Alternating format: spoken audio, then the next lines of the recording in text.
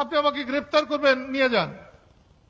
বঙ্গবন্ধুর মাথার উপর পেশাব করার পরে আর পরশুদিন লতিফ সিদ্দিকীর গালে গালে জুতা মারো, দুই গালে জুতা মারো, তালে তালে। এরপরে আমার আর কিছু করতে পারবেন না।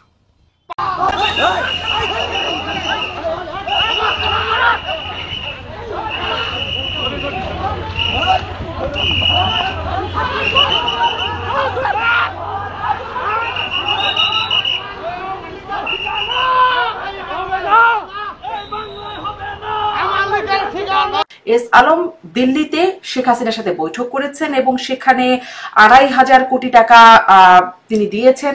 ওটা অনির্বাচিত সরকার, সেই সরকারের যাবতীয় বিষয় নিয়ে ভারতের কোনো দায়িত্ব নেই, দায় নেই। বাংলাদেশের মানুষ ঠিক করুন যে তারা অনির্বাচিত সরকার দিয়ে দেশ চালাবেন না নির্বাচিত সরকারকে দিয়ে দেশ চালাবেন। নির্বাচিত হলে আপনি প্রত্যেকটা প্রশ্নের উপযুক্ত জবাব পেতেন, এখন উপযুক্ত জবাব পাবেন না। এরকম বিষয় যে দিল্লিতে তারা অফিসও পরিচালনা করছে, ভারত বলছে যে এই বিষয়টি তাদের জানা নেই। আবারও টাঙ্গাইলে লতিফ সিদ্দিকীর ভাই কাদের সিদ্দিকী তিনি একটি সমাবেশ করতেছিলেন, তার ভাই গ্রেফতার হয়েছে এই কারণে। তারপর সেই সমাবেশে তাকে দৌড়ানো দেওয়া হয়েছে, সেই সমাবেশ করতে দেওয়া হয়নি, ভাঙচুর করে দেওয়া হয়েছে এবং শেষ পর্যন্ত পুলিশের সহায়তা নিয়ে এই কাদের সিদ্দিকী পালিয়ে গিয়েছে। আমি বলবো সে পালালো কিভাবে? তাকে তো সেখান থেকে গ্রেফতার করা দরকার ছিল, গণদুলে দেওয়া দরকার ছিল, কারণ এ হচ্ছে বড় স্বৈরাচার। লতিফ সিদ্দিকীর চাইতে বড় অপরাধী হচ্ছে এই কাদের সিদ্দিকী। আমরা দেখবো সেখানে কি হয়েছে। পাশাপাশি হাসিনাকে ফিরিয়ে আনতে এস আলমের ভারতের সে বৈঠক নিয়ে নতুন কিছু গোপন তথ্য দিয়েছেন ভারতের একজন প্রখ্যাত সাংবাদিক। আলোচনা শুনে বুঝতে পারবেন বিএনপি কয়েকজন নেতা এবং ডেইলি স্টারের সম্পাদক মাহফুজ আনাম সহ এস আলম সবাই গিয়ে ভারতে বৈঠক করেছে। আপনি আমাকে গ্রেফতার করবেন, নিয়ে যান। বঙ্গবন্ধুর মাথার উপর পেশাব করার পরে আর পরশুদিন লতিফ সিদ্দিকীর গালে গালে জুতা মারো, দুই গালে জুতা মারো, তালে তালে। এরপরে আমার আর কিছু করতে পারবেন না। পাকিস্তানের কাছে অত্যাচারিত হওয়া তো আমার কাছে কিছুই না, কিন্তু বাংলাদেশে এই পোলারা জন্মাইল কেমনে যাদের পাকিস্তানি মনোভাব? অধ্যাপক ইউনূস, আপনাকে আমি খুব সম্মানের চোখে দেখেছি। হাসিনা সরকার যখন আপনার সব গ্রামীণ ব্যাংক মাটির নিচে ঢাইয়ে দিতে চেয়েছিল, আমি রাত দিন আপনার পক্ষে কাজ করেছি। ভুলে গেছেন? বাংলাদেশের মানুষ কিন্তু ঋণে জর্জরিত। এখানে যতগুলো মানুষ এসেছে 10 জন ঋণ ছাড়া আছে কিনা আমি জানি না।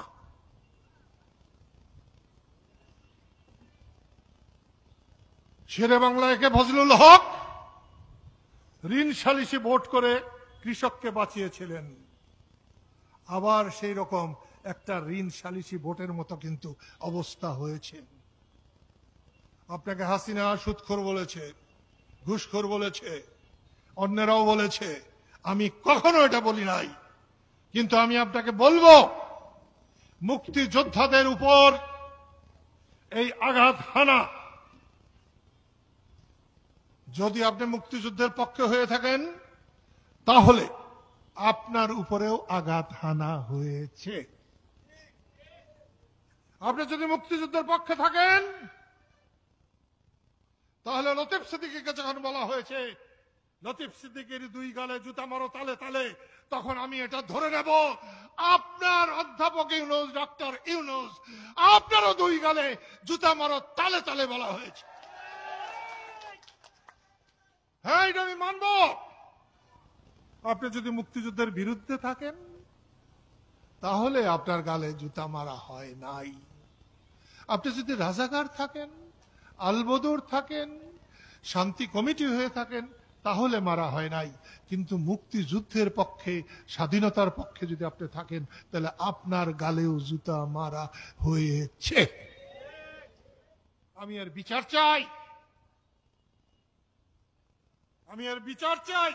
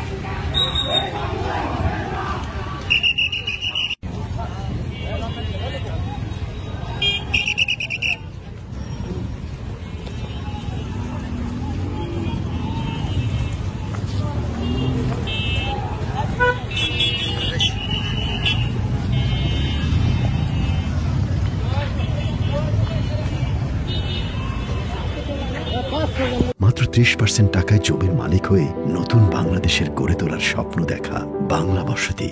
আওয়ামী লীগের ঠিকানা এই বাংলায় হবে না, কোনো নামেই হবে না। আওয়ামী লীগের ঠিকানা, দালালদের ঠিকানা এই দেশে হবে না, কোনো নামেই হবে না। আওয়ামী লীগের ঠিকানা, দালালদের আস্তানা ভেঙে দাও, গুড়িয়ে দাও, ভেঙে দাও, গুড়িয়ে দাও।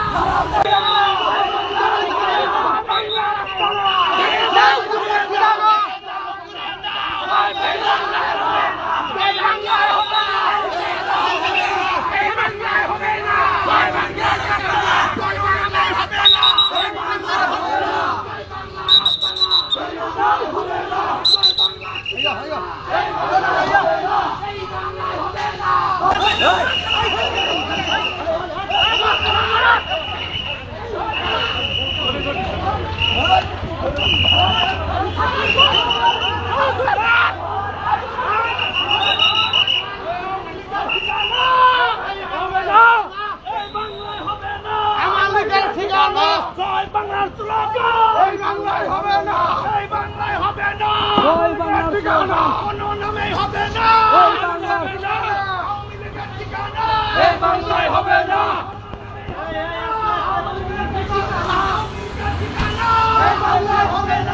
বিবৃতিটি মিসপ্লেসড হিসেবে আখ্যায়িত করছে দেশটি। কিন্তু সম্প্রতি যে খবর আসছে, দিল্লিতে শেখ হাসিনার সাথে বৈঠক করে ২৫০০ কোটি টাকা দিয়েছেন এস আলম, প্রতিশ্রুতি দিয়েছেন আরো ২০০০ কোটি টাকা দেবার। তারও আগে শেখ হাসিনার সাথে দেখা করেছেন আওয়ামী লীগের কয়েকজন নেতা। দিল্লি এবং কলকাতায় আছে আওয়ামী লীগের অফিসও। এছাড়াও নিয়মিতই ভার্চুয়ালি কথা বলছেন আওয়ামী লীগ নেতা শেখ হাসিনা। তবুও ভারত কেন বলছে তারা অবগত নয়? বরাবরই বাংলাদেশের নির্বাচনে আলোচিত নাম ভারত সামনে নির্বাচনে কেমন প্রভাব খাটাবে, এসব নিয়ে আলোচনায় স্বপ্নধরা নিবেদিত পালস অফ পলিটিক্সে আমার আজকের অতিথি প্রেস ক্লাব অব ইন্ডিয়ার সভাপতি গৌতম লাহিড়ী। গৌতম লাহিড়ী, আপনাকে স্বাগত জানাচ্ছি পালস অফ পলিটিক্সে আমার আজকের আয়োজনে। জি গৌতম লাহিড়ী, আপনাকে বিশেষভাবে ধন্যবাদ, আপনি যুক্ত হয়েছেন এবং আপনি শুধু ভারতেই না আন্তর্জাতিকভাবে সাংবাদিক হিসেবে গ্রহণযোগ্যতা আছে আপনার কাছে। এ কারণে বিশেষ কিছু তথ্য এবং বিশ্লেষণ আমার আজকে জানতে চাওয়া, এবং আমাদের দেশের পতিত আওয়ামী লীগ এখন ভারতে আশ্রিত আছে, তাদেরও নানা কর্মকাণ্ড নিয়ে জানতে চাইবো। শুরু করি ওরকমই একটা বিষয় দিয়ে। সম্প্রতি আমরা দেখছি গণমাধ্যমে এসেছে খবরটি যে বাংলাদেশি শিল্পপতি, যার বিরুদ্ধে আসলে বাংলাদেশ থেকে সম্ভবত সর্বোচ্চ পরিমাণ টাকা পাচারের অভিযোগ, এস আলম দিল্লিতে শেখ হাসিনার সাথে বৈঠক করেছেন এবং সেখানে ২৫০০ কোটি টাকা তিনি দিয়েছেন এবং আরো ২০০০ কোটি টাকা দেওয়ার মতো প্রতিশ্রুতি তিনি ব্যক্ত করেছেন আওয়ামী লীগকে। এই বিষয়ে আসলে কি তথ্য আছে, আপনি কি জানাতে পারেন আমাদের? আমি বাংলাদেশের গণমাধ্যমে সংবাদটি দেখার পর আমি এখানে যারা এখানে শেখ হাসিনার খোঁজ খবর রাখেন তাদের সঙ্গে যোগাযোগ করি এবং ভারতীয় যে যারা রয়েছেন পররাষ্ট্র মন্ত্রণালয় তাদের সঙ্গে যোগাযোগ করেছিলাম, কিন্তু তারা এস আলম ভারতে আছেন কি নেই এই ব্যাপারে কোনো স্পষ্ট জবাব দেননি। কিন্তু শেখ হাসিনার সঙ্গে দেখা করার বিষয়টা ভারত সরকারের অনুমতি ছাড়া কেউই দেখা করতে পারেন না আর কি। ফলে সেই কারণে তাদের জবাব হচ্ছে যে আমাদের জানা নেই। তিনি জানা নেই অর্থটার একমাত্রই ব্যাখ্যা যে প্রথম কথা, খুব একটা বাংলাদেশের যে সমস্ত ক্রেডিবল সংবাদপত্র বলে যাদের গণমাধ্যম বলা হয়, আমি তাদের পরবর্তীকালে চেষ্টা করেছি দেখার যে তারা সেখানে কোনো সংবাদ প্রকাশ করেছেন কিনা, কিন্তু সেখানে কোনো সংবাদ তারা প্রকাশ করেননি। একটি বিশেষ রাজনৈতিক মতাদর্শের গণমাধ্যম যার ব্যাপারে অনেকেই জানেন, মানে সেটা তা নিয়ে আমার কোনো আপত্তি কিছু আছে সেরকম কিছু না, যে তার প্রত্যেকের মতাদর্শ নিয়ে কাজ করবেন, সেটা করার স্বাধীনতা তাদের আছে, স্বাধীনতা থাকা উচিত। তো সেই ব্যাপারে তারাই সংবাদ প্রকাশ করেছেন, কিন্তু এর কোনো সত্যতা সম্পর্কে আমি খুব দুঃখিত যে নিশ্চিত করতে পারছি না। কিন্তু এই যে আপনি বলছিলেন যে আপনি জানতে চেয়েছেন, তখন আপনি যে উত্তরটা পেয়েছেন যে তারা বলছেন জানা নেই, মানে যারা আসলে শেখ হাসিনার বিষয়ে খোঁজ রাখেন বা ভারতীয় পররাষ্ট্র মন্ত্রণালয়ের সূত্রটাও আপনি বলছেন জানা নেই, এটা একটা অস্পষ্ট বা ধোঁয়াটে উত্তর না। মানে জানা কেন থাকবে না, হয় জানা গেছেন নেইটা অথবা এই জানা নেই। কারণেই যে, না আমি এর আগে যারা একজন দুজন আওয়ামী লীগের নেতা দেখা করেছেন বা করতে পেরেছেন বা পরিবারের লোকেরাও দেখা করেছেন, সেখানে তারা মানে আপনি যদি বলেন তাহলে আমি বলবো যে অফ দ্য রেকর্ড জানিয়েছেন হ্যাঁ এরকম কিছু দেখা সাক্ষাৎ হয়েছে, সেটা ঘটনা।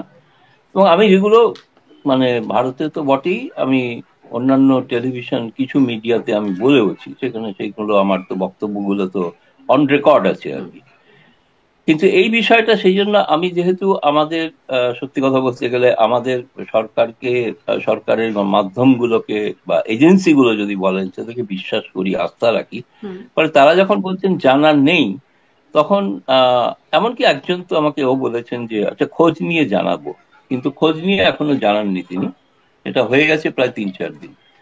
ফলে সেই জন্য আমি এরপরে যতক্ষণ না তিনি কিছু আমায় জানাচ্ছেন, ফলে আমি প্রকাশ্যে কিছু বলতে পারছি না এই বিষয়ে, কারণ আমি কোনো এরকম উড়ো খবর করি না বা গুজব ছড়াই না, গুজব ছড়ানোর ব্যাপারে আমার দুর্নাম আছে, এরকম বলা যাবে না। ফলে আমি নিশ্চিত হলে যেটা সত্য সেটা বলতে আমার কিন্তু কোনো দ্বিধা নেই, সেটা যেই হোক না কেন, এস আলমই হোক বা যে কেউই হোক। এমনকি যদি মানে ভারতেই এটা নিয়ে কিছুদিন একটা আগে অস্পষ্টতা রয়ে গেছে যে কিছুদিন আগে বা আমাদের ওখানকার এক ডেইলি স্টারের সম্পাদক ঘুরে গিয়েছিলেন ভারতে, একটা তিনি খুব একটা কারোর সঙ্গে দেখা টাকা করেননি, খুব অল্প মানুষের সঙ্গে দেখা করে চলে গেছে, জেনেছি এবং নিশ্চিত হয়েছি না তিনি শেখ হাসিনার সঙ্গে দেখা করেননি, সে ব্যাপারে নিশ্চিত। কিন্তু যাদের সঙ্গে দেখা করেছিল তাদের জেনেছি, এরকম কেউ কেউ কাদের সাথে আসেন দেখা করেছেন বিএনপির ডেইলি কিছু। স্টার সম্পাদক? আপনি মাহফুজ আলমের কথা বলছেন? না আমার মনে হয় তিনি এখানকার কিছু সাংবাদিকদের সঙ্গে, সিনিয়র সাংবাদিকদের আচ্ছা সঙ্গে দেখা করেন। আচ্ছা, সেটাই তো। যেমন বিএনপি নেত্রী এসেছিলেন একবার, তিনি শুনেছিলাম চিকিৎসার কারণে এসেছিলেন, সাবা ওবায়েদ, না তাই নাম বোধ, আমি যদি ভুল না বলে থাকি, স্বামী ওবায়েদ, তিনি এসেছিলেন, আমাকে কনফার্ম করেছিল এরা যে হ্যাঁ উনি এসছেন, তবে চিকিৎসার কারণে এসছেন। মানে এখন সেটা সম্পূর্ণ ব্যবস্থাপনাটা ভারত সরকারের ছিল, ভারত সরকারই সমস্ত ব্যবস্থাপনা করে, যারা এখানে আসেন স্বাভাবিক তারা ভারত সরকারের অনুমতি নিয়েই আসেন, তা নাহলে তো অনুমতি ছাড়া তো কেউ আসতে পারবেন না, তাকে তো আটক করা হবে, তাই না? যেমন একজন বিএসএফ, আপনাদের বিজেপির এক সীমান্ত রক্ষীকে বিএসএফ আটক করেছে, তিনি অনুমতি ছাড়া আসছিলেন, এই তাকে যে আটক যারা করা আমরা দেখছি ভারত বাংলাদেশে পুশ ব্যাক করছে অবৈধ বাংলাদেশিদের অনেককেই, কিন্তু বাংলাদেশ থেকে যে আওয়ামী লীগের অনেক নেতা কর্মী যারা আসলে সীমান্ত পাড়ি দিয়ে কোনোভাবে পালিয়েই গেছেন বাংলাদেশ থেকে, তাদের আসলে এখন স্ট্যাটাস কি? তারা কি বৈধতা পাচ্ছেন ভারতে থাকার, নাকি তারাও অবৈধ? অনেকে আমি শুনেছি, এটা সত্য কথা, অনেকেই শুনেছি এটা ভারত সরকারের রাজনৈতিক সিদ্ধান্ত যে এরকম যারা দুস্থ, যাদের প্রাণ নাশের আশঙ্কা আছে, তাদের কাউকে কাউকে থাকার এখানে ব্যবস্থা। এখন যে প্রথমে আমার মনে আছে আমি তোমাকে একটা সংখ্যা বলেছিলাম, যে সংখ্যাটা বিরাট, সেই সংখ্যাটা এখন অনেক কমে এসছে, নেই, অনেকে চলে গেছেন এখান থেকে, বিদেশে চলে গেছেন, বা সকলকে ব্যবস্থা ভারত সরকার করেনি, অনুমতি দেয়নি।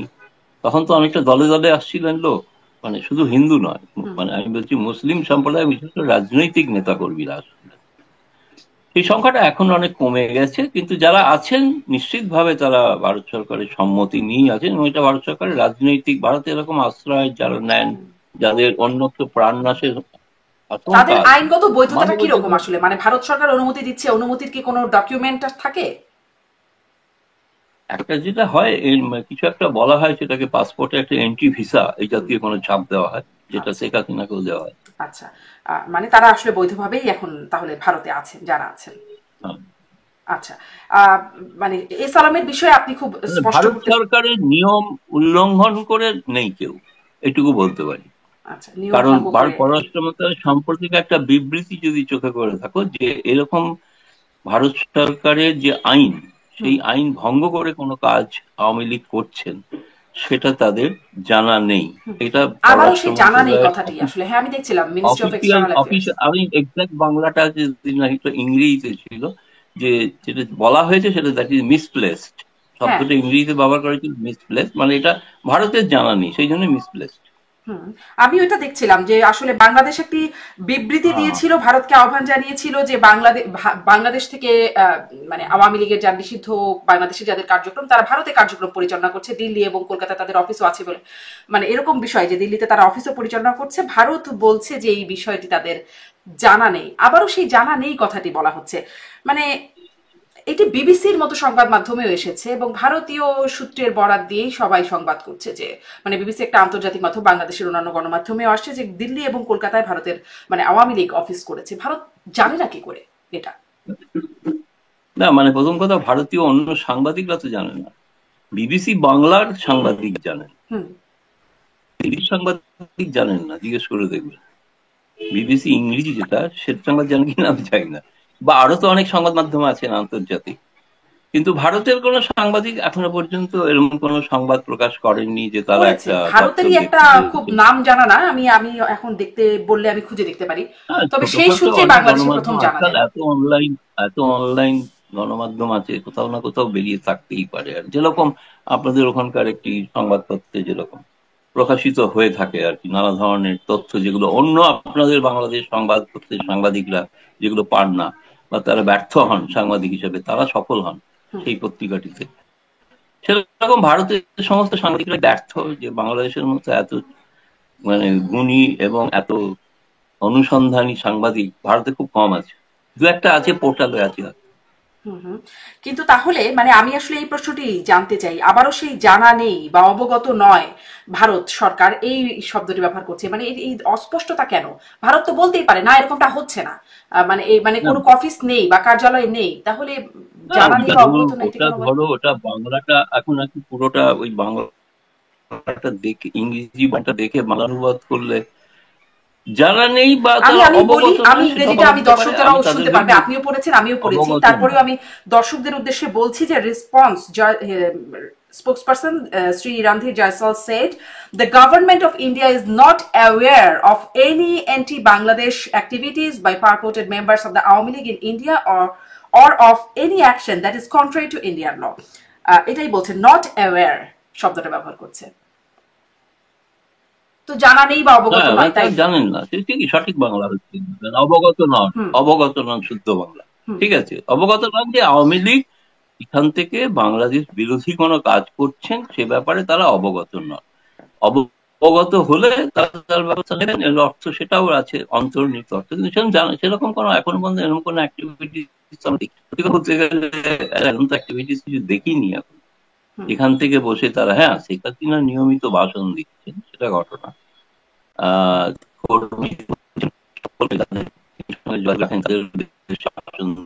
দেশে বিদেশে ভাষণ দিচ্ছেন সেটা দেখা যাচ্ছে, কিন্তু আওয়ামী লীগের আমরা পাই, বিবৃতিও পাই।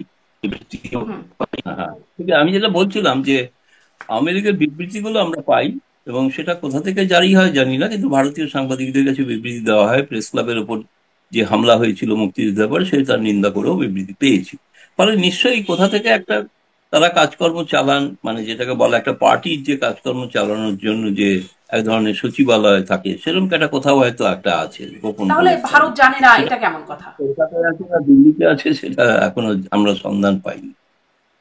কিন্তু সন্ধান করবার কি চেষ্টা, মানে এটা কি ভারতের গুরুত্বের মধ্যে পড়ে না যে তারা আসলে কর্মকাণ্ড পরিচালনা করছে সেখান থেকে? এবং বিশেষ করে দাদা আমি যদি একটু অ্যাড করি যে বাংলাদেশ যখন অফিসিয়ালি বাংলাদেশ পররাষ্ট্র মন্ত্রণালয় থেকে বিবৃতি দিয়ে আহ্বান জানানো হচ্ছে তখন কি আসলে রিপ্লাইটা জেনে জানানোর কথা না? দেখুন, যে প্রথম কথা হচ্ছে ওই সরকার সম্পর্কে আমরা কাজ চালানোর মতো একটা সম্পর্ক রাখি, ওটা অনির্বাচিত সরকার, সেই সরকারের যাবতীয় বিষয় নিয়ে ভারতের কোনো দায় নেই।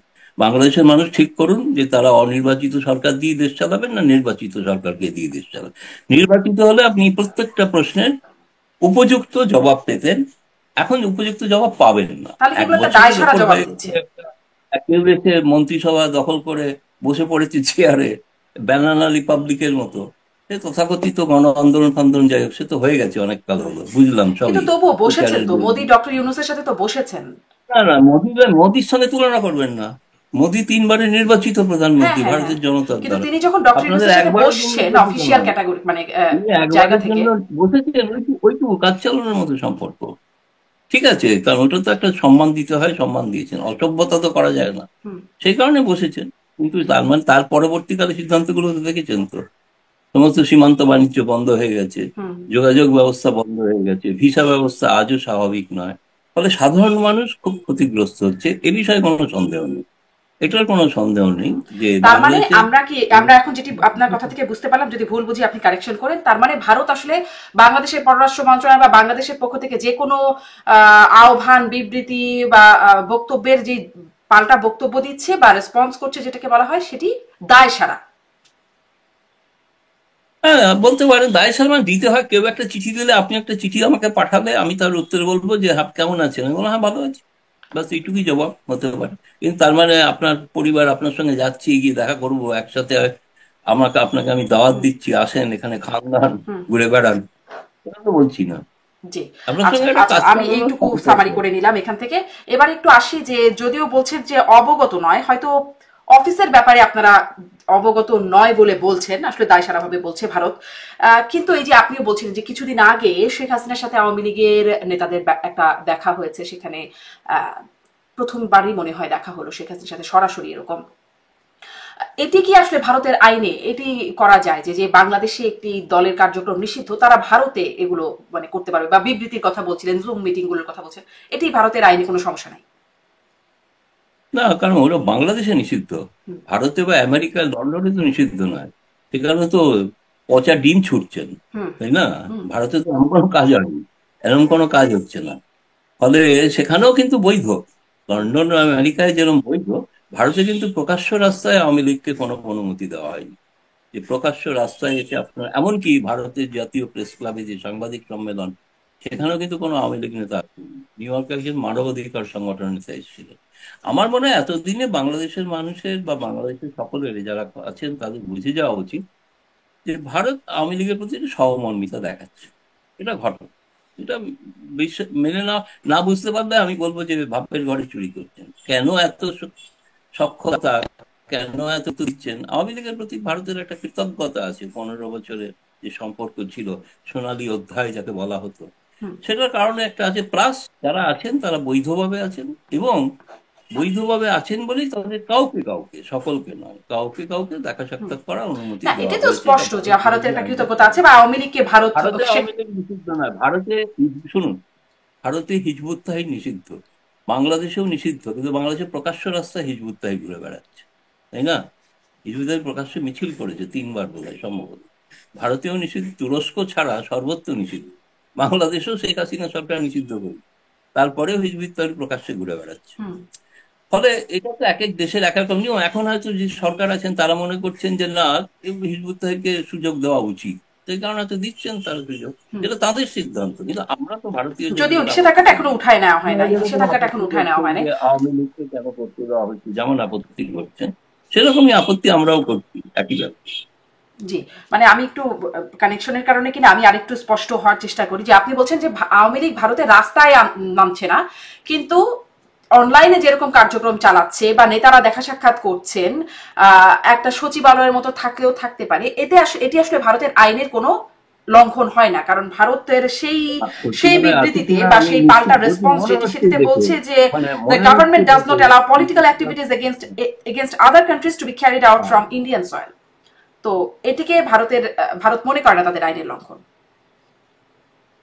না না, ভারত থেকে তারা কালাচ্ছেন কিনা আমরা তো জানি না, এখন প্রমাণিত হয়নি। ভারতে যারা আছেন তারা বৈধভাবে আছে, এটা প্রমাণিত ঘটনা। হয়নি কিন্তু তারা ভারতে যে পলিটিক্যাল সচিবালয় কার্যক্রম হোক, চালাচ্ছে, এটি প্রমাণিত হয়নি। সচিবালয়, একটা সময় বৈদ্যনাথ তলায় সরকার ছিল না, বৈদ্যনাথ তলায় সরকার ছিল না একটা সময়, সেরকম কোথাও হয়তো একটা আছে, হয়তো বাংলাদেশেই কোথাও গোপন স্থানে আছে, সেটা ইউনিট সরকার ধরতে পারছে না, না, এমনও বাংলাদেশে হতে পারে।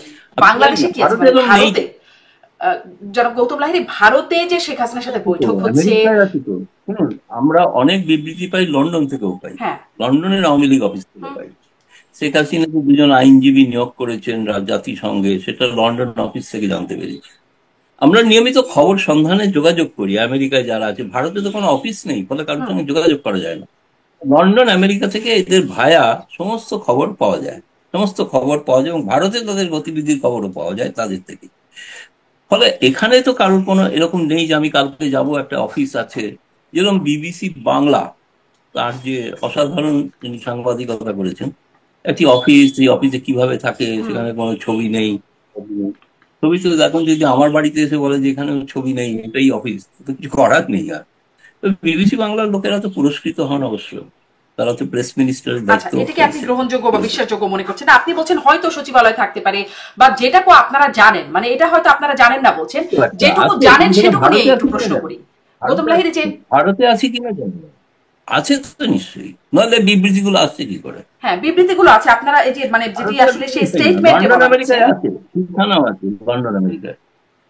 স্টেটমেন্টে যেটি বলা হচ্ছে যে ভারতের মাটিতে আসলে সেটি করতে দেওয়া হয় না, তো অনলাইনে যেগুলো হচ্ছে সেটি ভারতের মাটি বলে গ্রহণযোগ্য হচ্ছে না, মানে ভারতে বসে অনলাইনে যেগুলো হচ্ছে, অনলাইনে হচ্ছে যেগুলো হচ্ছে সেগুলো তো কোনো ভারতের, এখন প্রত্যেকের হাতে স্মার্টফোন, এককালে তো স্মার্টফোন ছিল না, হ্যাঁ। যখন ৭১-এ যুদ্ধ হয়েছিল স্মার্টফোন ছিল না, তখন তো সরাসরি যোগাযোগ করতে হতো। এখন স্মার্টফোন আছে, স্মার্টফোনের মাধ্যমে তো সকলেই সকলের সঙ্গে, আমি যেমন এই অনুষ্ঠানটায় যোগ দিয়েছি প্রায় সম্ভবত আটলান্টিক পার থেকে, তো সেখানে তো আমি তো এখান থেকে যোগ দিচ্ছি এটা স্মার্টফোনের মাধ্যমে, এখানে তো বলতে পারে ভারত সরকার যেটা বলবে না, এরকম এরকম কোনো বাধা নিষেধ তো নেই। না, আপনার উপর নেই, আপনার উপর তো নিশ্চয়ই নেই, আপনি একজন নাগরিক, ভারতের নাগরিক, আপনি যে কোনো জায়গায় কথা বলতে, কিন্তু এই যে political activities against other countries, এই কথাগুলো সম্পর্কে ব্যাখ্যা চাইছিলাম। হ্যাঁ, কোনটা? আমি বলছিলাম এই যে বিবৃতি, ভারত সরকারের যে বিবৃতি, ভারতের পররাষ্ট্র মন্ত্রণালয়ের মুখপাত্র রণধীর জয়সওয়াল যেটি বলছেন, the government does not allow political activities against other countries to be carried out from Indian soil. ভারতের মাটি থেকে অন্য দেশের বিরুদ্ধে রাজনৈতিক কর্মকাণ্ড ভারত অ্যালাউ করে না। তো আমি এটাই জিজ্ঞাসা করছিলাম যে বাংলাদেশে নিষিদ্ধ আওয়ামী লীগের কার্যক্রম নিষিদ্ধ, সেখানে ভারতে বসে তারা যে কার্যক্রমগুলো চালাচ্ছে, যেটি আপনারা যতটুকু অবগত আছেন বলে আপনারা বলছেন, যে যেমন শেখ হাসিনার সাথে দেখা হলো আওয়ামী লীগ নেতাদের ভারতের মাটিতেই হলো, শেখ হাসিনা সেখানে বসে জুমে কন্ট্যাক্ট করছেন বা কথা বলছেন, সেটি ভারতের মাটি থেকেই হচ্ছে, এটি নিশ্চিতভাবে আপনারা জানেন। সেগুলোতে আপনারা মানে সেটি ভারতের আইনে কোনো সমস্যা হচ্ছে না? না, হচ্ছে না তো, কারণ বাংলাদেশ তো এখনো ভারত দখল করেনি, যদি ইচ্ছা প্রকাশ করেছিল পূর্বাঞ্চল দখল করে নেবে, কিন্তু সেরকম তো ভারত তো এখনো তাদের আওতায় নয়, তাদের আইনটা বাংলাদেশের সীমানার মধ্যে, সেই আইনটা যুক্তরাজ্য, যুক্তরাষ্ট্র কোথাও প্রযোজ্য নয়। ফলে সেখানে যেটা করছে, কই একটা তো আপত্তি করছেন না কেন? ভয় পান? ভয় পান ইউনূস সরকার ট্রাম্পকে চিঠি লিখতে, বা যুক্তরাষ্ট্র রাজ্যের প্রধানমন্ত্রীকে চিঠি লিখতে কি ভয় পাচ্ছেন? তাকে তো যেভাবে অপদস্থ করা হয়েছিল, আমিও নিন্দা করি, ওভাবে করা উচিত হয় না, ওটা রাজনৈতিক কর্মকাণ্ড নয়। রাজনৈতিক কর্মকাণ্ড রাজনৈতিক ভাবে করা উচিত, ফিজিক্যালি কাউকে আটকানো উচিত নয়। ফলে সেটা তো কই প্রতিবাদ তো করেননি কিছু। এতদিনে দেখলাম যে নিউ ইয়র্কের আপনাদের কোন একজন মহামান্য উপদেষ্টারকে কে না করা তাড়া করেছিল, তার জন্য একটা বোধহয় এম্বাসি কনসাল থেকে চিঠি পিঠি দিয়েছিল, কিন্তু যদি আমেরিকা সরকার তার ব্যাপারে কিছু জানে না বলে জানিয়েছে। আপনারা তো সেখানে প্রতিবাদ করছেন না, ভারতেই প্রতিবাদ করে যাচ্ছেন যাবতীয়। আপনি ভারতীয় সাংবাদিক, আজকে এই জন্য বিশেষ করে আপনার কাছ থেকে ভারতের বিষয়টি আপনার কাছ থেকে জানা, সুযোগ যদি হয় আমেরিকান সাংবাদিকের সাথে কথা বলবার, আমি তার কাছে তখন সেই বিষয়গুলো জিজ্ঞাসা করব। আমি আসলে এটি বারবার জিজ্ঞাসা করছিলাম যে এই লাইনটির মানে শব্দার্থ বা বঙ্গানুবাদ করলে যা হয়, সে ভারতের মাটিতে বসে অন্য দেশের বিরুদ্ধে রাজনৈতিক কর্মকাণ্ড ভারত অ্যালাউ করে না, ভারত সেটি করতে দেয় না। কিন্তু মানে শেখ হাসিনা যে কর্মকাণ্ডগুলো করছেন নিষিদ্ধ সংগঠন হিসেবে আওয়ামী লীগ, মানে নিষিদ্ধ কর্মকাণ্ড বাংলাদেশে তারা সেখানে করতে পারছে, তাতে ভারতের আইনের লঙ্ঘন হচ্ছে না। এই হচ্ছে সামারি। ইউনূস সাহেব তো আমাদের প্রধানমন্ত্রী মোদীকে বলেছিলেন বিমস্টেক সম্মেলনের ফাঁকে, বৈঠকের সময়, যে এরকম হচ্ছে, তিনি তো মানে তার অসন্তোষ প্রকাশ করেছিলেন। মোদী তো তাকে বলে দিয়েছিলেন যে এটা আমরা আটকাতে পারবো না, বলেই তো জবাবও দিয়ে দিয়েছিলেন, এটা তো আটকানো যাবে না। সেটা পরবর্তীকালে আপনাদের পররাষ্ট্র উপদেষ্টা তিনি তো প্রকাশ্যই বলেছেন, ভারতকে বলা হয়েছিল কিন্তু ভারত বলেছে আমরা আটকাতে পারবো। মানে তখনও তো বাংলাদেশের কর্মকাণ্ডটা নিষিদ্ধ ছিল না আওয়ামী লীগের। আমি বলছি বাংলাদেশের বর্তমান সরকারের জনগণের যদি তথাকথিত সমর্থন একাংশ, মানে 10 কোটি ভোটারের মধ্যে হয়তো ধরেই নিচ্ছি 1 কোটি, কারণ বাকি 9 কোটি আছে কিনা এখনো প্রমাণিত না, যেটা ভোট হলে প্রমাণিত। সেই 1 কোটি জনসংখ্যার যারা চায় তাদের বুঝে নেওয়া উচিত যে ভারতের আওয়ামী লীগের প্রতি সমর্থন, সহমর্মিতা সব আছে, কিন্তু প্রকাশ্যে রাজনৈতিক কর্মকাণ্ড করায় আপত্তি আছে, সেটা করতে দেবে না। জি, আপত্তি আছে, সেটি আসলে তবুও তারা প্রকাশ্যেই করছে, যে বিষয়গুলো করছে সে আপনার গোপনে করে। বাংলাদেশের জনগণের তো সবাই আপত্তি করছে এরকম তো কিছু আমরা জানি না, কারণ আপনার তো কোনো প্রমাণ নেই, মাপকাঠি নেই না। 10 কোটি ভোটার, 10 কোটি ভোটারের মধ্যে আমি ধরেই নিচ্ছি 1 কোটিও নয়, তবু আমি সম্মান জানানোর জন্য 1 কোটি বলছি। না, এই তা এক তো কোটি বটে, মানুষ সেই আপত্তি বিষয়ে হয়তো করছে বিতর্কে বলে যাবো না, রাস্তায় হয়তো দাঁড়িয়ে নির্বাচনে গেলে 9 কোটি সেটি। মানুষের কথা, 9 কোটি মানুষ তো আমাদের কাছে বিবৃতি দিচ্ছেন, আমাদের কাছে ফোন করে জানাচ্ছেন যে আমরা আছি, আমরা আছি শেখ হাসিনার সঙ্গে। এটা প্রায় আমি বলছি অধিকাংশ বাংলাদেশের 50%-এর বেশি মানুষ আমাদেরকে ফোন করে বলছেন। এটা আমাদের সার্ভে, এটা আমাদের জরিপ। এবার এখন সেই জরিপকে অস্বীকার করবো কি করে? না, অস্বীকার তো করার উপায় আপনারা নেই, আসলে কারণ কি, আপনারা তো মানে কোনো আপনারা আসলে প্রমাণ কিসের দিচ্ছেন না। বেসিসে কাজ করেন, মানে অন্যান্য দেশের সেই দেশের আইন নাকি আপনাদের নিজস্ব জরিপ? না, আমাদের মানে সার্বভৌম নিজস্ব দেশের জরিপ আইনকে আপনারা কি কম। কতটা গুরুত্ব দেন? না, নিজস্ব জরিপ একটা পার্ট। আর একটা হচ্ছে আমরা কোন রাজনৈতিক দলের সঙ্গে সম্পর্ক রাখবো না রাখবো, সেটা একটা রাজনৈতিক সিদ্ধান্ত, যেরকম আমরা দলাই লামার সঙ্গে রাখি চীনের আপত্তি সত্ত্বে। এই মুহূর্তে প্রধানমন্ত্রী চীন সফর করছেন, তা সত্ত্বেও চীন মাঝে মাঝেই আপত্তি জানায় দলাই লামা। দলাই লামার তো সরকারও আছে, একটা প্রধানমন্ত্রী আছে, তারা তো কাজকর্ম স্বাভাবিকভাবেই সবে, সেটা তো ভারত সরকার এখন আপত্তি করে না। এক সময় শ্রীলঙ্কার তামিলরা করতো, জঙ্গিরা। আফগানিস্তানের থেকে যারা পালিয়ে এসেছিল তারা করতো। এটা ভারতে তো বরাবরই, ভারত যাদের মনে করে তাদের বন্ধু, তাদের সঙ্গে বন্ধুত্ব আছে, বন্ধুত্ব রাখা প্রয়োজন আছে, তাদেরকে বিভিন্ন রকম, তাদের অসুবিধা সত্ত্বেও তাদেরকে জোর করে এনে ক্ষমতায় বসিয়ে দিচ্ছে, এমন তো সম্ভাবনা কিছু নেই, দেখছিও না। সেটা তো বাংলাদেশের মানুষকেই ঠিক করতে হবে, তারা বিএনপিকে চাইবেন না ছাত্র দলকে চাইবেন, নাকি কাকে চাইবেন, জি। ইউনূসকে রাষ্ট্রপতি চাইবেন না চাইবেন আমি জানি না, সেসব গুলো তখন তারা ঠিক করবেন। সে তো ভারত চেয়ে দেবে না কিছু, ভারত আশ্রয় দিতে পারে বড়। জি, আশ্রয় দিয়েছে। আচ্ছা, আমি একটু প্রসঙ্গে যাই, যে আপনি মানে অন্য দেশ, মানে ভারত সম্পর্ক রাখার যে বিষয়টা বলছিলাম, আমি একটু জানতে চাইবো যে বিএনপির সাথে কেমন সম্পর্ক বা অন্য দলগুলোর সাথে, সেটা একটু পরে আসি। কিন্তু ওই যে বৈঠকের কথা জিজ্ঞাসা করছিলাম, যে বা আওয়ামী লীগের নেতাদের সাথে শেখ হাসিনার বৈঠক হয়েছে, আপনি সেই বিষয়ে গণমাধ্যমে কথাও বলেছেন। কারা গিয়েছিলেন বৈঠকে? বৈঠকে উপস্থিত ছিলেন এমন একজনের সাথে আমি এই প্ল্যাটফর্মে কথা বলেছি, তিনি জানাতে চাননি। মানে আপনাদের কাছে কি সেই তথ্য আছে কারা গিয়েছিলেন বা কি কথা হয়েছে? নিশ্চয়ই আছে কিছুটা। আমি দেখেছি, আমি আপনার ওই টক শোটা দেখেছি, এবং ওই ভদ্রলোক বোধহয় সঠিক কথাই বলেছেন যে তিনি হয়তো ছিলেন না। তিনি ছিলেন এখন সবার সঙ্গে, মূলত আমি যেটা জানি যে কখনো কখনো আইনগত কারণে মানে সাবেক স্বরাষ্ট্রমন্ত্রী, তার সঙ্গে কথা হয় তার, এবং তিনি এসছেনও, দিল্লিতে কথা হয়েছে। আরো একজন দুজন এসছেন, তার পরিবারের কেউ কেউ এসেছিলেন, দেখা হয়েছিল, এটুকুই জানি। বাকিদের সঙ্গে সাধারণত শেখ হাসিনা ভিডিও কল মারফতই যোগাযোগ রাখেন, তারা যেখানেই থাকুন, বিশ্বের যে কোনো প্রান্তে, যদি কলকাতায় থাকেন তাও। এমনকি আমি জানি একজন সাবেক পররাষ্ট্রমন্ত্রী, তিনি হাসান মাহমুদ, দিল্লি এসেছিলেন, এবং আমি তার সঙ্গে অনেক সময়ও কাটিয়েছি। তিনি তার উপযুক্ত ভিসা নিয়েই ভারতে এসেছিলেন। আর তিনি কিন্তু শেখ হাসিনার সঙ্গে দেখা করতে পারেননি, কারণ সেটা ভারত সরকার তাকে অনুমতি দেয়নি, সেই কারণে ভারত পারেননি। সরকার আসলে কি আমি এটা বিবেচনায় নিজের অনুমতি দিচ্ছে? না, সেটা হয়তো কোনো বিশেষ, এই যে আইনগত যে বিষয়গুলো চলছে, অপরাধগত মামলাগুলো চলছে, এই ব্যাপারে কারা, যারা সাহায্য করতে পারেন, যারা পরামর্শ দিতে পারেন বলে তারা মনে করেন, ফলে সেই সমস্ত কিছু লোককে, এরকম নয় যে ঢালাও সকলের সঙ্গে শেখ হাসিনা বসে দেখা করছেন, কথা বলছেন, এরকম কিছু না। তবে হ্যাঁ, তিনি এইটা বলতে পারি আমি যে রাজনৈতিক আমি বলেছিলাম যে রাজনৈতিক কর্মকাণ্ড শুরু করছেন, আওয়ামী লীগকে কিভাবে পুনর্গঠিত করা যায় সেটা চেষ্টা করছেন, কিন্তু সেটা সবসময় শারীরিক ভাবে মিলিত হয়ে করছেন, দেখা করে করছেন না, এমন নয়। সেটা শেখ হয়তো হাসিনা কিন্তু করছেন, এটা রাজনৈতিক আপনি বলছেন যে শেখ কর্মকাণ্ডটা হাসিনা আসলে চেষ্টা করছেন। আগস্ট থেকে শুরু করেছেন, জি, 1 আগস্ট থেকে শুরু করেছেন। জি। কিন্তু মানে ভারত আসলে কি বিবেচনায় কারা দেখা করবেন, কে দেখা করতে পারবেন, কে পারবেন না, এই বিবেচনার স্ট্যান্ডার্ডটা ভারতের কাছে কি, সেটি একটু স্পষ্ট হতে চাই। যে আপনি বলছেন হাসান মাহমুদ পারলেন না, কিন্তু আমি যেমন বলছিলাম, আমার অনুষ্ঠানে এসেছিলেন এস এম কামাল হোসেনের কথা বলছি আমি, মানে আমি দুজন আওয়ামী লীগ নেতার সাথে ওই বিষয়ে কথা বলেছি, একজন ছিলেন না কিন্তু অপরজন ছিলেন, মানে এস এম কামাল হোসেন ছিলেন। তিনি বলেননি আমাকে যে কারা কারা ছিলেন, প্রকাশ্যে বলতে রাজি হন নাই। তো আমি এই জন্যই আপনার কাছে জিজ্ঞাসা করছি যে তারা গিয়েছিলেন দেখা করতে কি বিবেচনায়? তিনি তো মানে নিশ্চিত করেননি, আমি এটাও দেখেছি, তিনি নিশ্চিত করেননি, এবং তিনি বলেননি যে, তিনি বলেছেন এই বিষয়ে কিছু আমি বলতে পারবো না।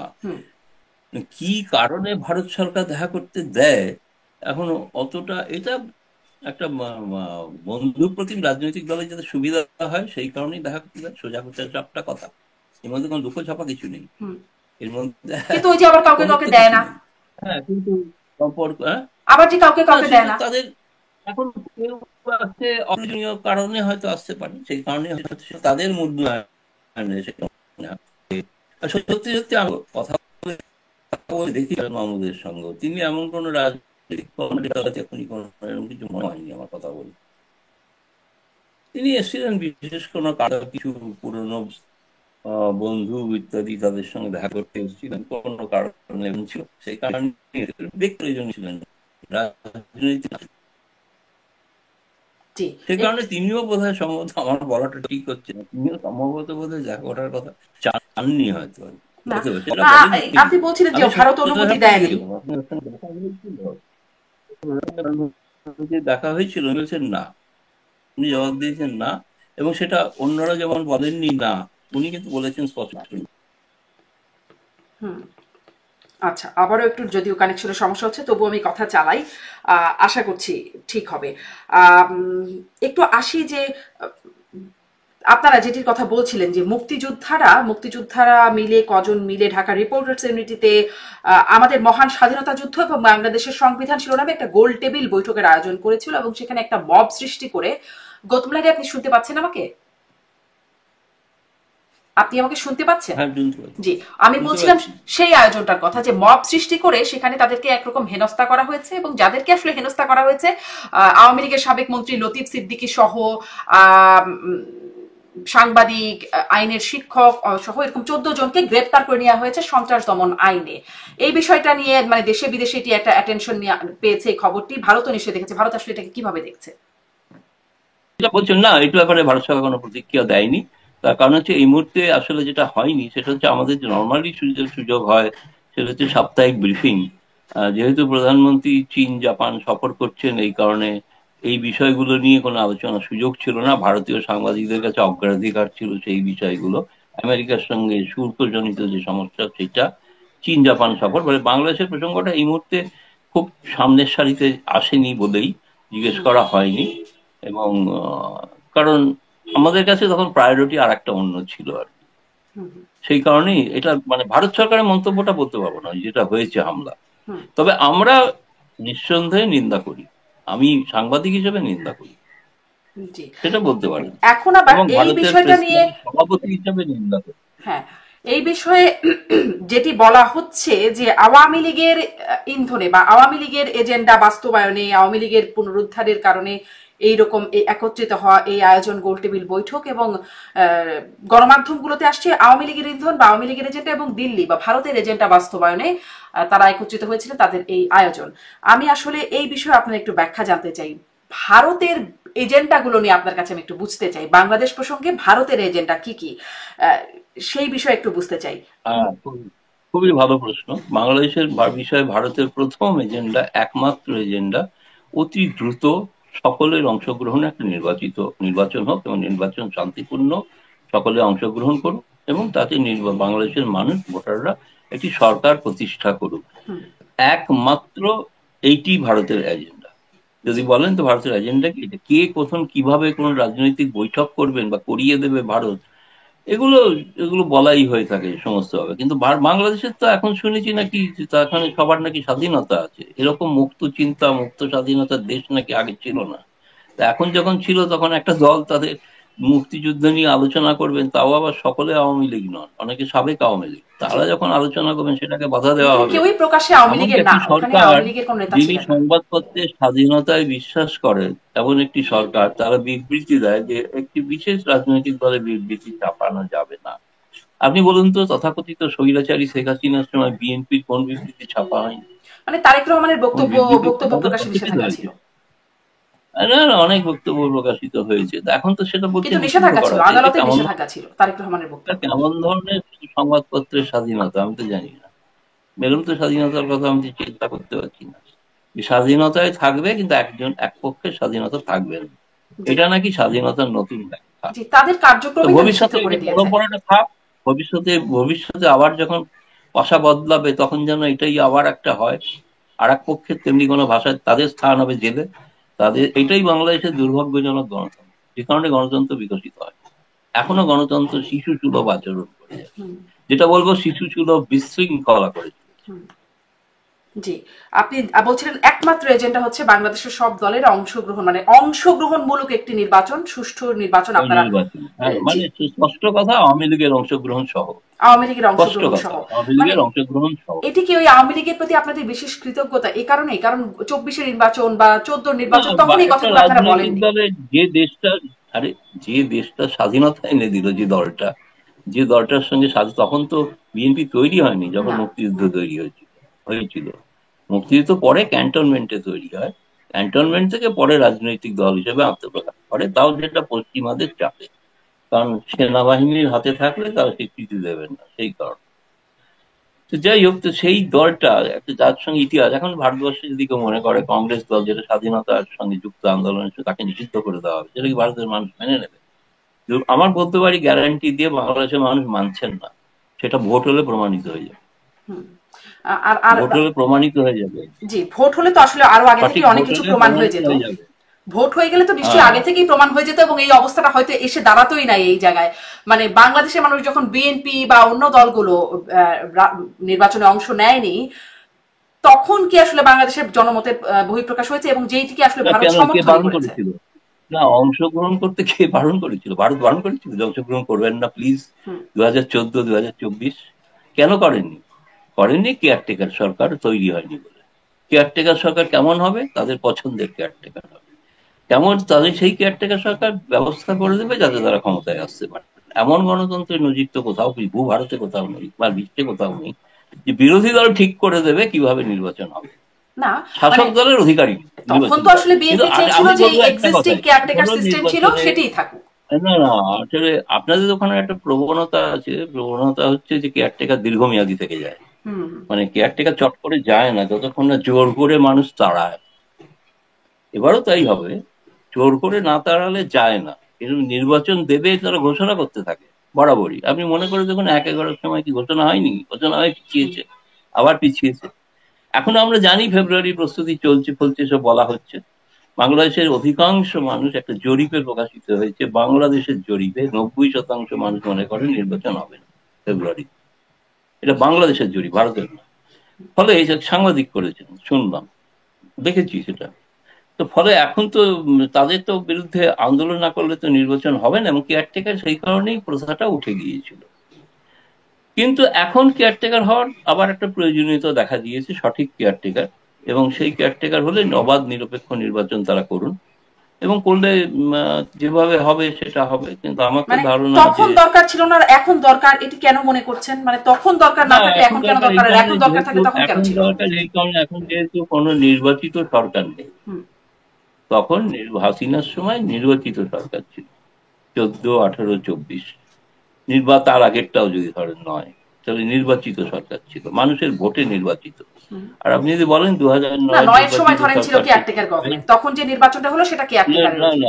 না না না, তখন তো টাইম ম্যাগাজিন লিখেছিল যে এরকম অবাধ নিরপেক্ষ নির্বাচন, যেটাতে হাসিনা হুম। সুইপ করেছিলেন, চলে সেই নির্বাচনটা তো সঠিক অবাধ বলা হয়। 18 নির্বাচনটা নিঃসন্দেহে আমি নিজে মনে করি, আমি গিয়ে ওই যে প্রতিটা নির্বাচনই দেখেছি, 18 নির্বাচনটা কারচুপি হয়েছিল, এ বিষয়ে কোনো সন্দেহ নেই। যেটা করার কোনো প্রয়োজন ছিল না, যেই কারণে আজকে সমস্ত নির্বাচনগুলোকে বিষাক্ত করে দিয়েছে। ওই ওই দুধে 1 ফোঁটা চুনা পড়লে যা হয় সেইটা ঘটেছে। 14, 24 পার্টিসিপেট করেনি না, কিন্তু না করার যে কারণ, আমি তো নিজে ছিলাম, নিজে গিয়েছি, কথা বলেছিলাম সেই সময় জামায়াত, বিএনপি, যিনি তখনকার নেতা ছিলেন শামসুল হক, এখন যারা নেতা তাদের সঙ্গে কথা বলেছি, আমরা ভারতীয় সাংবাদিকদের একটা দল কথা বলেছিল যে আপনারা হেরেই যাবেন, ধরে নিন জোর করে হারিয়ে দেওয়া হবে, তাহলেও কেন নির্বাচনে অংশগ্রহণ। ভারতে তো কংগ্রেস দল এতকাল শাসন করার পর 40-এ নেমে গিয়েছে, তো তারা কি নির্বাচন বয়কট করেছে নাকি করবে? কোনোদিন করবে না। আমার মনে হয় নির্বাচনে সেইটাই বরং আরো ভালো হতো, গণতন্ত্র প্রতিষ্ঠিত হতো, নির্বাচন করলেন। যেমন 18 নির্বাচন সম্পর্কে আমরা ভারতীয়রা মনে করি যে ওটা অন্যায় হয়েছিল বিরোধীদের প্রতি, হুম। যে কারণে সবসময় 24-এর নির্বাচন হোক আর কিন্তু অন্যায় যে 14 হয়েছে তখন তো নির্বাচন, আসলে ভারত অফিসিয়ালি এরকম কিছু বলে নাই যেটি আসলে অন্যায় হয়েছে। না, ভারত সরকারের ক্ষেত্রে নির্বাচিত সরকার, সেই কারণে তারা বলেনি। আর সত্যি কথা বলতে গেলে স্বার্থের বিষয় হয়তো থাকে, কিন্তু আমরা ভারতীয়রা, সাধারণ মানুষ, সাধারণ সাংবাদিকরা মনে করেছিলাম ঠিক নয়। আর আপনি যদি বলে আমি দায়িত্ব নিয়ে বলতে পারি, আমার সঙ্গে শেখ হাসিনার ব্যক্তিগতভাবে কথা হয়েছিল নির্বাচনের পরে। তিনি অত্যন্ত দুঃখিত বলেছিলেন আমি এরকম চাই, এবং আমি জানি যে এর জন্য আমাকে প্রচুর বদনাম করাতে হবে সারা জীবন। এ কথাটা তিনি আমাকে বলেছেন এবং আমি লিখেওছি। কি বলেছিলেন তিনি? তিনি কি বলেছিলেন? বলেছিলেন এই 18 নির্বাচন যেটা হয়েছে, এই নির্বাচন এভাবে হোক, আমি এটা চাই। আমার দলের কিছু লোক এটা জোর করে করেছে, তাতে আমি ব্যথিত এবং দুঃখিত। আমি জানি যে এই দুর্নাম আমাকে সারা জীবন। এবং তারপরে কি সেই দলের কিছু লোকের বিরুদ্ধে কোনো ব্যবস্থা নেওয়া হয়েছে? কিছু কিছু লোক হয়তো মন্ত্রিসভা থেকে বাদ করেছিল, দুর্ভাগ্যজনক একজন বড় নেতা তিনি অবশ্য মারা গিয়েছিলেন, আর ব্যবস্থা নেওয়ার প্রয়োজন হয়নি। কাদেরকে, কারা সে তাদের মানে সেইখানে ছিলেন সেই নির্বাচনে যাদের আচরণে ব্যথিত সেটা বলেছেন? মৃত ব্যক্তির নাম নিয়ে না, একজন না হয় মারা গেছেন, সবাই তো নিশ্চয়ই মারা যান নাই। সবাই কেউ হয়তো মন্ত্রিসভা থেকে বাদ হবে, যে কারণে নতুন মন্ত্রিসভার অনেক যুব নেতা উঠে এলো মন্ত্রিসভায়। আগে কিছু কিছু অনেকে বাদ পড়েছিলেন না, সেটা একটু ইতিহাস দেখলে এক্ষুনি আমি ততটা সরগরম নই বাংলাদেশের রাজনীতিতে। 18 সালে যে ক্যাবিনেট তৈরি হয়েছিল, সেই ক্যাবিনেটটা যদি দেখেন দেখবেন 14 ক্যাবিনেট থেকে আলাদা ছিল। প্রতিবারই তো কিছু রদবদল হয়, কিছু তো হয়। সেটারই কারণ ছিল, এবং সেই কারণ তো ছিলই। কারণ ছিল আমাদের অন্যতম কারণ, সেগুলো একজন প্রধানমন্ত্রী কি করে ঘোষণা করবেন যে আমি নির্বাচনে কারচুপি করেছে বলে তাকে বাদ দিই? জি, আচ্ছা, এখন ঘোষণা করা সম্ভব না। এখন যেটি বোঝা যাচ্ছে যে 26-এ যে নির্বাচন হতে যাচ্ছে, আওয়ামী লীগ সেখানে নির্বাচনে অংশগ্রহণ করতে পারছে না, এখন পর্যন্ত বাস্তবতাটা এরকমই। সেক্ষেত্রে ভারত কি কোনো, মানে ভারতের অবস্থাটা কি, ভারত কি করবে? না, এরকম যদির উপরে ভিত্তি করে, কারণ আমরা মনে করি আওয়ামী লীগ অংশগ্রহণ করবে। কিভাবে করবে? মানে আওয়ামী লীগের নিবন্ধন স্থগিত আছে, আওয়ামী লীগের কার্যক্রম নিষিদ্ধ। আমার নিজের ধারণা ইউনূস সাহেব এরকম কিছু বলেননি যে আওয়ামী লীগকে নির্বাচন দেওয়া হবে। না, এটা তো ইউনূস সাহেব বলার দরকার নাই। ধরে তাদের কার্যক্রম আইনগতভাবে নিষিদ্ধ, তাদের নিবন্ধন আইনগতভাবে স্থগিত। তিনি কার্যত প্রধানমন্ত্রী, তিনি করতে দেবেন বলে আমাদের বিশ্বাস। কিভাবে করতে না দিলে কি হবে তখন দেখা যাবে। আগে নির্বাচনটা তো হোক। আপনি নির্বাচন আমি তো বলছি যদি নির্বাচন হয়, আপনি বলছেন যদি নির্বাচনের পর এটা হয়, আমি বলছি যদি নির্বাচন হয়। আপনাদের সংবাদপত্রের সাংবাদিকরা, প্রথিতযশা সাংবাদিকরা পোস্ট এডিট লিখেছেন নির্বাচন নিয়ে সংশয় আছে, তারা লিখেছেন, আমি তাদের কথার ভিত্তিতে বলছি। তারা লিখেছেন, কেউ লিখেছেন হেডলাইন আবার কি 111 ফিরে আসছে। তো আপনাদের কাগজ থেকে জেনেছি। জি জি, একদমই। যদি কিন্তু তবে অনেক কিছু আছে নির্বাচনের আগে, আসলে আছে, কিন্তু সেটা হোক তখন দেখা যাবে। না, মানে এখন পর্যন্ত যেই রোড ম্যাপ হয়ে গেছে, নির্বাচনের রোড ম্যাপ হয়ে গেছে, প্রধান উপদেষ্টা বলেছেন, প্রধান নির্বাচন কমিশনার বলেছেন, সরকারের প্রতিটা পর্যায় থেকে বলা হচ্ছে 26 ফেব্রুয়ারির প্রথমার্ধে নির্বাচন। এবং এখন পর্যন্ত আইনগত কাঠামো যা আছে, আওয়ামী লীগের রাজনৈতিক মানে যাবতীয় কর্মকাণ্ড নিষিদ্ধ আছে, আওয়ামী লীগের নিবন্ধন স্থগিত আছে। সেই অবস্থায় কিভাবে নির্বাচনে তো অংশ নেওয়ার সুযোগ নাই? সেক্ষেত্রে ভারতের অবস্থান কি? না, সেক্ষেত্রে তো নির্বাচনে অংশগ্রহণ তো নতুন দল নাগরিক শক্তি করবে, আপনি নিশ্চিত?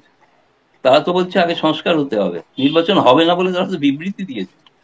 যারা জুলাই বিপ্লব করেছে, দাবি করে জুলাই বিপ্লবের মহানায়ক, তারা বলছেন নির্বাচন হবে না। এতো আপনাদের কাগজে পড়ছি, আমি এসব নেতাদের নাম নিচ্ছি না, আলে সব নাম জানলাম, যাই হোক, কিন্তু এরাই তো বলছে নির্বাচন হবে না, তাই না? এরা আগে বলুক নির্বাচন হোক, আমরা বলছে, অনেকেই অনেক কিছু বলছে, কিন্তু সরকার বা আইন কি বলছে সেটা তো আমাদেরকে। যারা বিপ্লব করেছে তাদেরকে ছোট করে আমি দেখতে চাই না, আমি তো বড় করে দেখতে চাই। যারা বিপ্লব ঘটিয়েছেন বলে দাবি করছেন, তারা তো আসলে আরো অনেক কিছু বলেছেন, তারা অনেক উপদেষ্টাদের অনেকের পদত্যাগ চেয়েছেন, তারা উপদেষ্টা অনেকের পদত্যাগ চেয়েছেন, তারা আরো অনেক কিছু চেয়েছেন যেগুলো আসলে হয় নাই। রাষ্ট্রপতিকে অপসারণ চেয়েছেন, হয়নি তো। সেগুলোই জটিলতা তৈরি করছে। তো তার মানে যে তাদের সব কথাই থাকছে, চোখের সামনে দেখতে পাচ্ছি না, আমি চোখের সামনে যেটা সেই নির্বাচন নামক রোড ম্যাপটি ঘোষণা অফিসিয়ালি যখন ঘোষণা হবে, আমার একটা প্রবল যে চিত্রটা এখন ছোটখাটো বৃহৎ আকারে দেখতে পাবে। সহিংসতায় ভর্তি হয়ে যাবে বাংলাদেশ, খুব দুর্ভাগ্য, বহু মানুষের যাবে বলে আশঙ্কা। এটি আপনি, তার মানে কি আপনারা ধারণা করছেন যে 2026-এর ফেব্রুয়ারিতে নির্বাচন হবে নাকি হবে না আপনাদের অনুমান বা?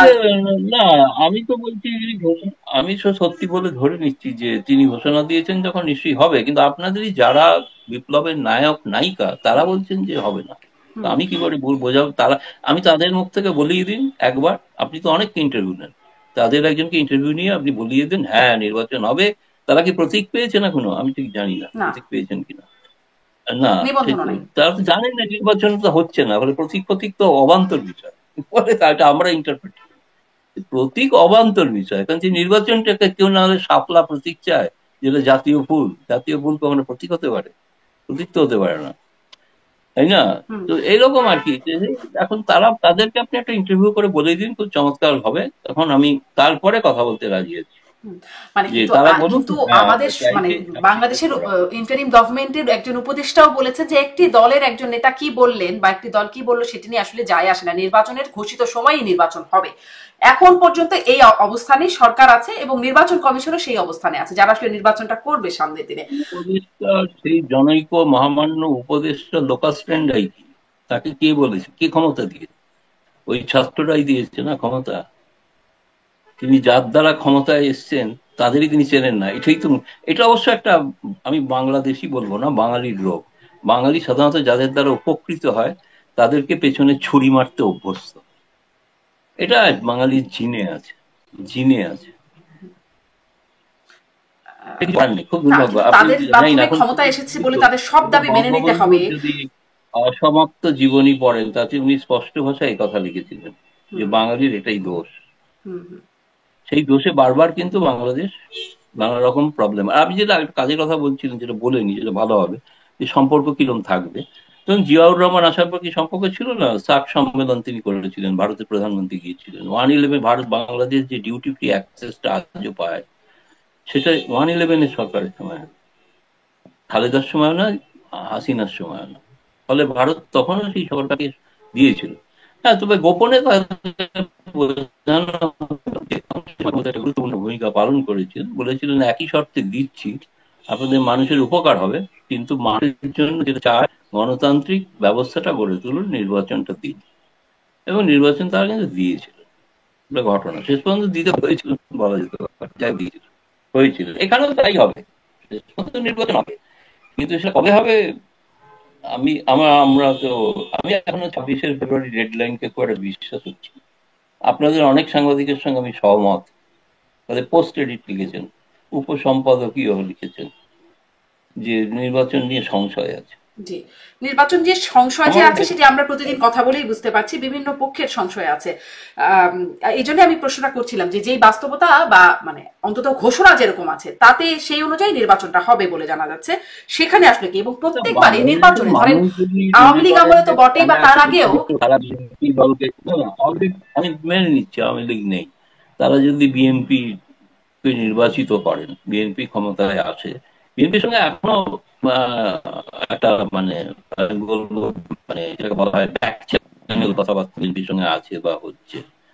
তো সুতরাং তাই ছিল 2001 থেকে 2006 খুব অভিজ্ঞতা খুব ভালো নয়, অভিজ্ঞতা খুবই করুণ ভারতের জন্য, কিন্তু তাদের সঙ্গে সম্পর্ক ছিল, সেরকম সম্পর্ক থাকবে, সেই অনুযায়ী ব্যবস্থা ভারত সরকার নেবে নিশ্চয়ই আশা করি। কারণ এত নিকটতম প্রতিবেশী তো একদম উপেক্ষা করে থাকা যায় না।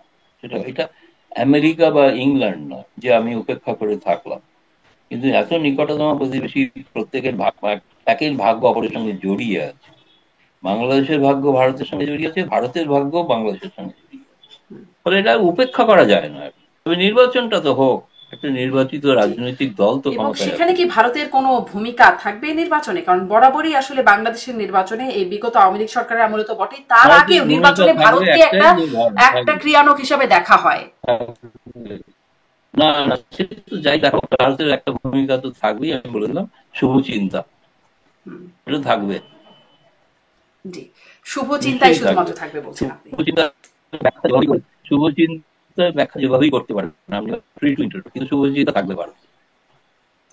শুভচিন্তা থাকতে পারে। আসলে নেটওয়ার্কের একটু সমস্যার কারণে আমি আরো অনেক কিছুতেই হয়তো ঠিক মতো যেতে পারছি না, কিন্তু অনেকক্ষণ না, এক ঘন্টা হয়ে গেছে। আরেকটু শেষ করি, একটা শেষ প্রশ্ন একটু করি যে একটা বিষয়ে আপনি শুনেছেন কিনা জানি না, বাংলাদেশের একজন বেশ ফলোয়ার সম্পন্ন বা বেশ খ্যাতিমান, কুখ্যাতি নানান কিছু সম্পন্ন, তিনি প্যারিসে বসে, আমি বলছি পিনাকি ভট্টাচার্য, তার নাম আপনি জানেন কিনা বা শুনেছেন কিনা, তিনি বাংলাদেশ নিয়ে নানান রকম কাজ করছেন, এই গণ অভ্যুত্থানের পেছনেও ক্রীড়ানক হিসেবে কাজ করেছেন এবং এখনো খুব প্রভাবশালী তিনি।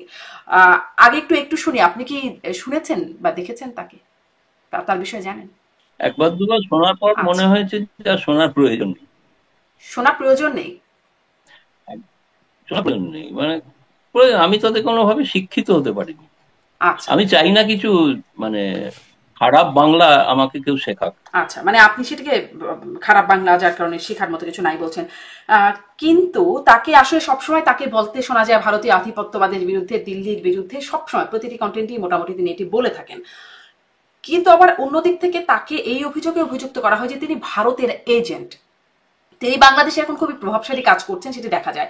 ভারতের এজেন্ট এবং এর পেছনে গৌতম লাহিড়ী, এর পেছনে যেটি বলা হয় যে তিনি আসলে যে বিদেশে গেছেন বাংলাদেশ থেকে, সেটিও ভারতে হয়েই, ভারতে প্রথমে ঢুকেছেন এবং সেখান থেকে ভারতের সহায়তায় তিনি অন্য দেশে গেছেন। আসলে এরকম কিছু বাস্তবতা আছে? হ্যাঁ, নিশ্চয়ই। আমি তো ওটা ভেরিফাই করেছি পড়াশোনা। উনি যখন নিপীড়িত ছিলেন, যেরকম শেখ হাসিনা বাঙালি নেতারা, সেরকমই উনিও নিপীড়িত ব্যক্তি হিসেবে তাকে ভারত এসেছিলেন গুয়াহাটি। সেখান থেকে তাকে ভারত সরকারের দূতাবাসের একজন কর্মী তাকে পাস করিয়ে ভারত থেকে ইউরোপ চলে যেতে সাহায্য করেছিলেন। ওই যে বললাম বাংলাদেশ সব উপকার উনি আপনার বিরুদ্ধে এত মন্তব্য করছেন কেন? বলছে আসলে বোধহয় আমি কোনো উপকার করেছি। তো ফলে যারা উপকার পায় তারা এটা করে থাকে এবং এটা বাঙালিদের মধ্যেই রয়েছে স্বভাবটা। তিনি তার মতবাদ নিয়ে আমার কোনো বক্তব্য নেই। তিনি স্বাধীন যা কিছু বলতে পারেন বলুন, কিন্তু আমি তার প্রোগ্রাম দেখি না নিয়মিত। আমার কাছে মনে হয়নি যে নতুন কিছু জানা যাচ্ছে, শেখার আছে। সবই জানি তো কারা কারা শেখ হাসিনার বিরুদ্ধে বিদ্রোহ করছে, বিক্ষোভ করছে বা আন্দোলন করছে। নতুন কোনো কথা দেননি, আমার যেটাতে খুব একটা গুরুত্ব দিয়ে দেখা বা আছে বলে মনে হয় না। ফলে আমি কিন্তু ওনার রাজনৈতিক মতবাদ, তার প্রতি আমি শ্রদ্ধাশীল। এটা তিনি যাই মতেই বিশ্বাস করুন না কেন, তার সেটা স্বাধীন চিন্তা। আমি কোনো তাকে বাধা দিতে চাই, বাধা দেওয়ার আমি কোনো অধিকারী। তবে হ্যাঁ, এটা ঘটনা, সত্য কথা যে তিনি, আপনারা তো অনেকেই বলা হয় সালাউদ্দিন সাহেব তো 9 বছর ভারতে ছিলেন। তাকে আমি জানি না আপনারা ভারতের এজেন্ট বলছেন, কিন্তু 9 বছর ভারতে ছিলেন। কয়েকদিন আগে বিএনপি কিছু নেতা ভারতে ঘুরে গেছে।